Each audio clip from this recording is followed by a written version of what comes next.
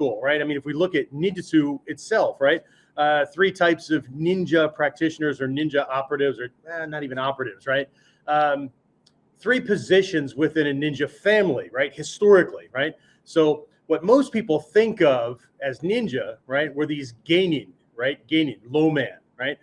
Doesn't mean that it devalued them or anything like that, right?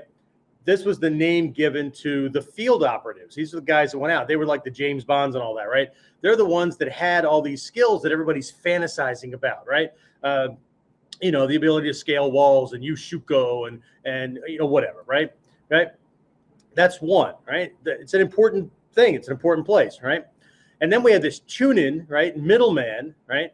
They're like, again, staying with the 007 analogy, right? They're like M, right?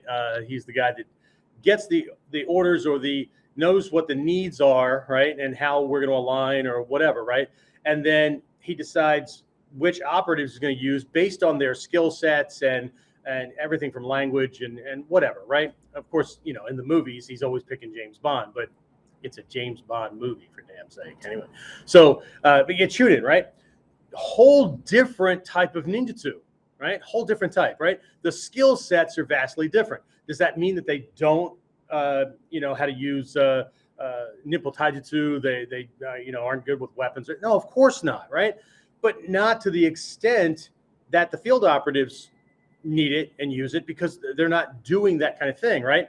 They need to be able to manage people. They need to be able to strategically and tactically think about what's needed and how to best use you know, the assets they have, how to gather information, how to check to make sure the information you're getting is valid, how to make sure that the information you're getting from certain sources can be trusted. Whole bunch of different kind of skill sets, right?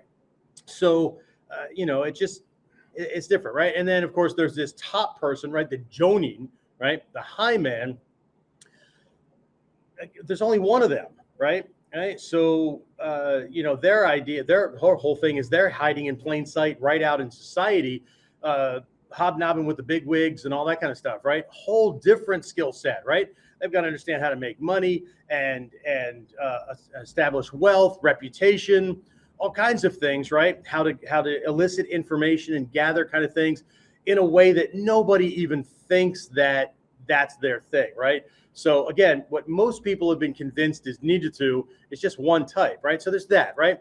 When we're looking at ninjutsu for any part, any role within that, right? What makes a ninja, right? We've got 3 aspects of a ninja, right? We've got the Miwo Shinobu, the body capable of enduring. We have the Kokoro Shinobu, the mind capable of enduring.